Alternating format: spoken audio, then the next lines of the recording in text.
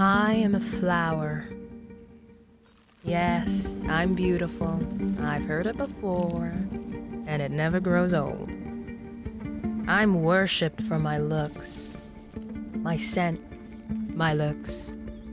But here's the thing. Life starts with me. You see, I feed people. Every fruit comes from me. Every potato, me. Every kernel of corn, me. Every grain of rice, me. Me. I know, but it's true. And sometimes I feed their souls. I am their words when they have none. I say I love you without a sound. I'm sorry without a voice. I inspire the greatest of them. Painters, poets, pattern makers. I've been amused to them all. But in my experience, people underestimate the power of a pretty little flower.